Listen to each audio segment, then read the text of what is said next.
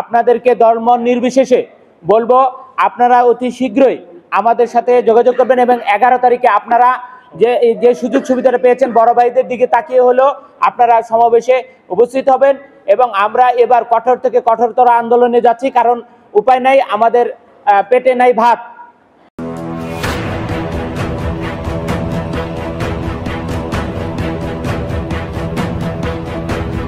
আমি ওই সুদখোর ইউনূসের কাছে জানতে চাই যে আমাদের হিন্দুদের অপরাধটা কি? আমরা কি আপনাদের মা বোনদের, আমাদের ভাইরা কি রেপ করেছে? নাকি আপনাদের মসজিদ মাদ্রাসায় আমাদের ভাই বোনেরা আগুন দিয়েছে? নাকি দেশে যত দাঙ্গা হাঙ্গামার সৃষ্টি হচ্ছে তারা কি বোমাবাজি করছে? এদিকে ছাত্রদের আবারও নতুন আন্দোলনের ডাক দেওয়া হয়েছে। শুধু তাই নয়, ডক্টর মোহাম্মদ ইউনূসকে বিভিন্নভাবে হুমকি দেওয়া হচ্ছে বিদেশ থেকে। এদিকে বাংলাদেশে আওয়ামী লীগকে আসার কোনো সুযোগ নেই বলে জানিয়েছেন ব্যারিস্টার রুমিন ফারহানা। শুধু তাই নয়, বর্তমান অন্তর্বর্তীকালীন সরকারের প্রধান উপদেষ্টার প্রশংসা করেন এই রুমিন ফারহানা। সরকার নানাভাবে কিন্তু আমাদের গর্বিত করেছে, এটুকু না বললেই নয়।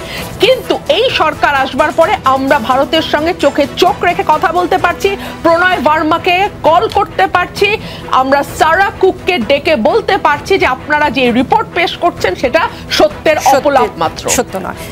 আর যদিও শেখ হাসিনা দেশে ফিরতে চায় ভারতের পরামর্শে, তাহলে শেখ হাসিনার লাশ খুঁজে পাওয়া যাবে না বলে ধারণা করছেন অনেকেই।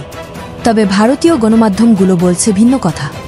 সোশ্যাল মিডিয়ার সূত্র ধরে ভারতীয় সাংবাদিক একটি চাঞ্চল্য তথ্য দেন সোশ্যাল মিডিয়ায়, যা দেখে শিহরিত দেশের সাধারণ জনগণ। এই শেখ হাসিনা কিন্তু আসলে আমাদের দেশের একটা গলার কাঁটা হয়ে রয়েছে। মানে এই বাংলাদেশের যে বাস্তবতা, সেই বাস্তবতাটাকে কিন্তু আমরা চাইলেও সেটা বদলে দিতে পারবো না। কাজেই একজন ভদ্রমহিলা, যিনি একজন গণহত্যাকারী ভদ্রমহিলা, যার বিরুদ্ধে গণহত্যার অভিযোগ উঠেছে এবং প্রায় সহস্রাধিক মানুষকে খুব ছোট্ট একটা সময়সীমার মধ্যে যিনি গুলি করে মেরেছেন। আমি যদি দিল্লির সাংবাদিক হইতাম, ভারতীয় মিডিয়ার, আমার সবার আগে জানতে ইচ্ছা হইতো যে পার্শ্ববর্তী দেশ থেকে পালায় আসা একটা প্রধানমন্ত্রী এখন কোথায় আছে, কি করতেছে, তার লোকগুলি এখানে ঘুরে বেড়াতেছে। আমি শুনতেছি ওই বাংলাদেশের সাবেক স্বরাষ্ট্রমন্ত্রী ওই পার্কে ঘুরে বেড়ায়, সেই পার্কে ঘুরে বেড়ায়। এগুলি না রিপোর্ট করার ব্যাপারে মানে উৎসাহ কম কেন ভারতীয় মিডিয়ার? এদিকে আবার ভারতকে কঠিন হুঁশিয়ারি দিয়েছে বর্তমান অন্তর্বর্তীকালীন সরকার ডক্টর মোহাম্মদ ইউনূস। আমরা কোনো দুর্বলতার থেকে এখানে আসিনি, ঠান্ডা আমরা হই নাই, আমরা সেই সতেজ।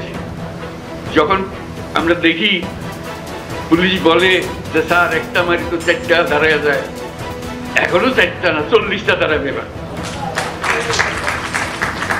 ডক্টর মোহাম্মদ ইউনূস বলেন, যারা এতদিন দেশের মানুষদেরকে জিম্মি করে দেশ ধ্বংস করে পালিয়েছে, তাদের কোনো অবস্থায় ছাড় দেওয়া হবে না বলে জানান প্রধান উপদেষ্টা। এরকম বক্তব্য শোনার পর ভারত থেকেও একের পর এক হুমকি আসছে। ইউনূস হুঁশিয়ার, একদিনে যা গার্বেজ বেড়ায় কলকাতাতে শুধু ওইটা করে ফেলে দিয়ে এলেই না ঢাকা পড়ে যাবে না। এতক্ষণ সাথে থাকার জন্য ধন্যবাদ। চ্যানেলটি সাবস্ক্রাইব করে একটি লাইক দিয়ে আপনার মূল্যবান মতামত আমাদেরকে কমেন্টস করে জানিয়ে দিতে পারেন।